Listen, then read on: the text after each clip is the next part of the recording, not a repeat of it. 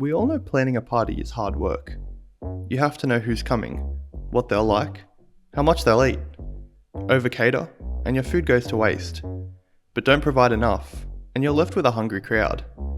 Say you're having a party with, 13 NRL players. Each player is good for 2 to 3 sausages. They're athletes after all. Throw in 3 or 4 beers for good measure, plus the snacks, bread, sauce, salads and extras. You're looking at a hefty bill. But what if the cost of the party wasn't just groceries? What if it was $305,000 in fines from the NRL, or 20 total games of suspension? What if it cost a shot at a title, or an entire NRL career? Paul Vaughan and the other Dragons ended up footing a rather expensive bill. But how much did it cost the team? And how did it affect the NRL? This is Sporting News, Crunched. It was early July, 2021, and the St George Illawarra Dragons had just taken down the New Zealand Warriors by a single point. Barely a week after, the news broke that while the Dragons may have won that game, they lost much, much more, with a barbecue held that breached New South Wales COVID laws. In total, 13 players missed a combined 20 games, which was far from ideal, considering that the Dragons only had 8 games left in their season. And with those 8 games, the Dragons were vying for a spot in the top 8, after their win against New Zealand vaulted them into 7th. Instead, they crashed out of the season for the 3rd straight year, winding up in 11th. Were the barbecue boys to blame for bringing an early end to the season? Or did they simply bring forward the inevitable? First, we have the players involved. Beale, Ellis, Fuimeano, Maguire, Alvaro, Kerry, Laurie, Dufty, Bird, LOMAX, DeBellin, Norman, and of course the host of the party, Vaughan. But who missed which games? How did the team perform? And how would that have changed if they had never had the barbecue? The first game for the Dragons after the suspensions were handed down was a July 16th clash with the Manly Sea Eagles.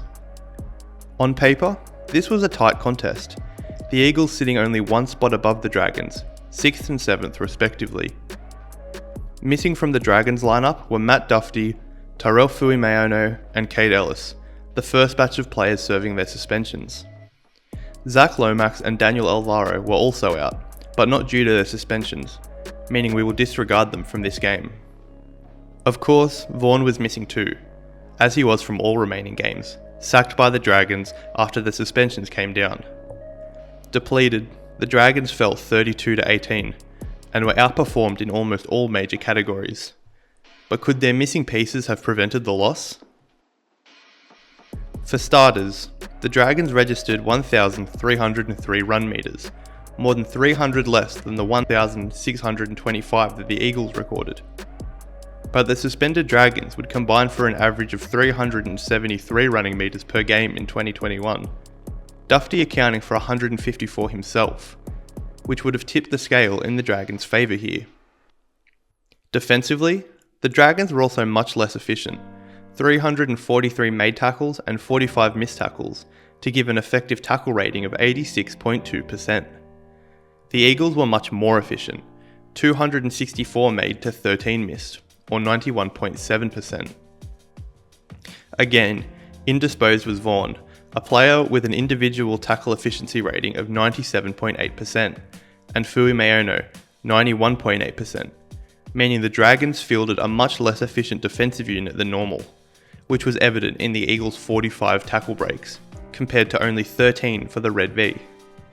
Dufty, however, is a much less efficient tackler, 75.3%, so his suspension may have actually benefited the Dragons' defense. Lacking severe firepower and defensive intensity, the Dragons fell to the Eagles by 14 points.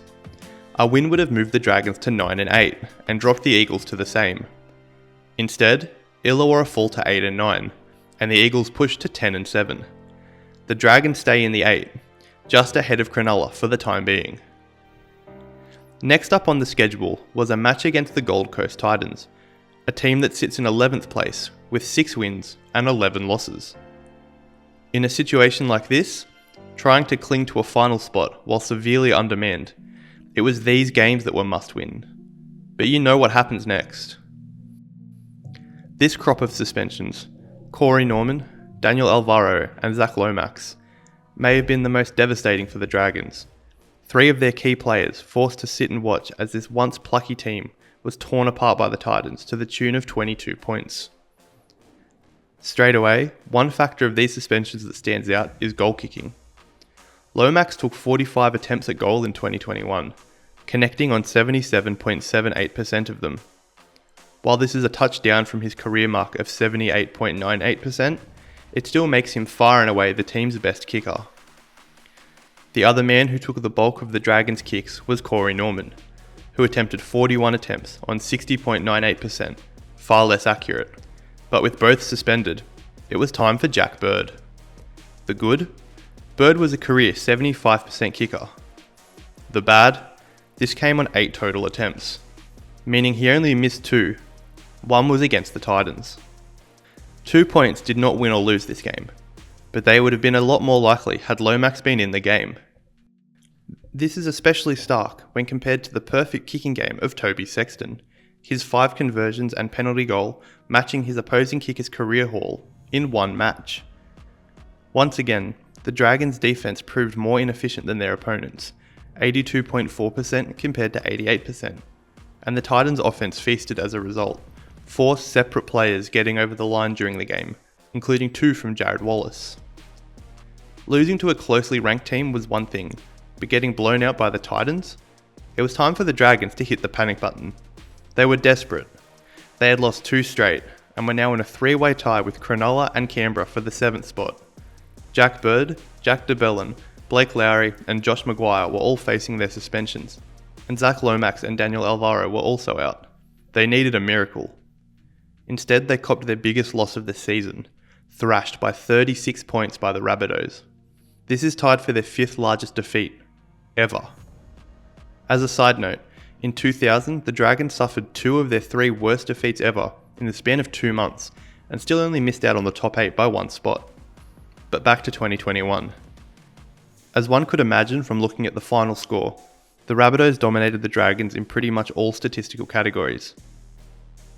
Souths recorded 2,056 run meters, nearly doubling the Dragons, and had 6.5 times more line breaks, and nearly 4 times as many tackle breaks.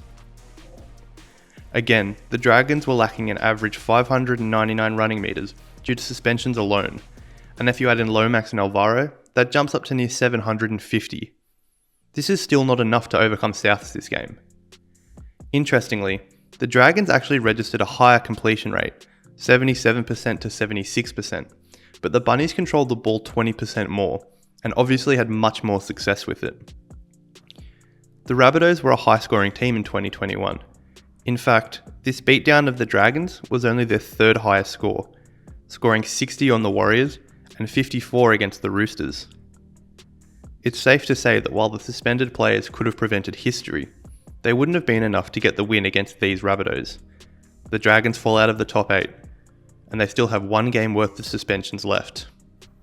And then there were 2. The 4 barbecue games ended the same way they began. The Dragons taking on a team 1 place removed, desperately fighting to make their way into the 8. Jared Beale and Josh Kerr were the final players to sit out, while Lomax made his triumphant return. Kind of. But talk about contrast. This game was the polar opposite to the Rabbitohs' whitewash, a tight contest decided by only 8 points. Even more surprising, the Dragons led the game in all major statistical categories. Possession, completion rate, run meters, tackle and line breaks, kicking meters, even effective tackle percent all went the way of the Red V. It seems like the only category that went the Raiders' way was points.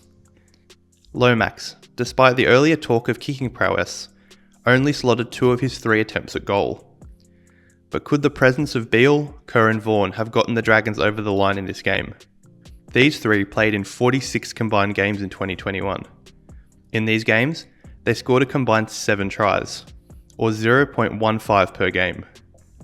This isn't to say that their play would not have contributed to further winning, but the numbers don't suggest that they alone would have won them the game.